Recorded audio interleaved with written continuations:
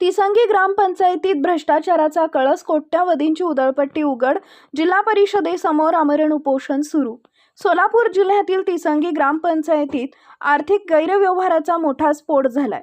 15व्या वित्त आयोगासह विविध योजनांच्या निधीतून कोट्यावधी रुपयांचा अपहार झाल्याचा गंभीर आरोप करत आज जिल्हा परिषद सोलापूर समोर आमरण उपोषणाला सुरुवात करण्यात आली आहे.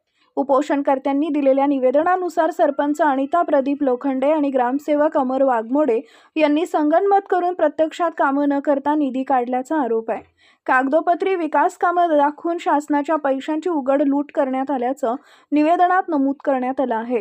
या प्रकरणात संबंधितांवर तात्काळ फौजदारी गुन्हे दाखल करावेत अशी ठाम मागणी करण्यात आली आहे. तसेच ग्रामसेवक आणि सरपंच यांना पाठीशी घालण्याचा प्रयत्न करणारे विस्तार अधिकारी अशोक प्रक्षाळे यांना तात्काळ निलंबित करण्याची मागणी करण्यात आली आहे. जोपर्यंत ठोस कारवाई होत नाही तोपर्यंत उपोषण मागे घेणार नाही असा इशारा उपोषणकर्त्यांनी प्रशासनाला दिला आहे. जिल्हा परिषद प्रशासन या गंभीर आरोपांकडे कसे पाहते आणि पुढील पावलं काय उचलते याकडे संपूर्ण तालुक्याचं लक्ष लागलं. मी संतोष हरिदास शेळके, राहणार तिसंगी, तालुका पंढरपूर. आमच्या तिसंगी ग्रामपंचायतमध्ये 15 वित्त आयोग व अन्य निधीतून कोट्यावधी रुपयाचा भ्रष्टाचार झालेला आहे. त्याची तक्रार मी जिल्हा परिषद सोलापूर येथे केलेली आहे.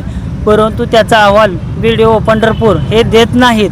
प्रत्यक्ष BDOनी पाहणी केली असता 15 वित्त आयोगात कोणतेही काम आढळून आलेले नाही. तसा अहवाल त्याने देणे गरजेचे होते. परंतु ग्रामसेवक हा माहिती अधिकारात माहिती मागितली असता 4-5 महिने झाले माहिती देत नाही, ग्रामसभा घेत नाही. याच्याही तक्रारी मी केलेल्या आहेत, तरी त्याचीही दखल घेतलेली नाही. ग्रामसेवक कुठलीही माहिती आम्हाला देत नाही. BDO यांना आम्ही हे केलं असता, सगळं सांगितलं असता, BDO अहवाल पाठवतो म्हणून जिल्हा परिषदला अहवाल पाठवत नाहीत. विस्तार अधिकाऱ्याने जवळजवळ 20 लाख रुपये खाऊन शिना ग्रामसेवक आणि सरपंचांना वाचवण्याचा प्रयत्न करीत आहेत. त्यामुळे त्यांच्यावर फौजदारी गुन्हे दाखल करण्यात यावेत. ग्रामसेवक आणि सरपंच यांच्यावर फौजदारी गुन्हे दाखल केल्याशिवाय आम्ही उपोषणापासून परावृत्त होणार नाही. किती निधीचा भ्रष्टाचार? जवळजवळ 1 कोटीचा भ्रष्टाचार आहे.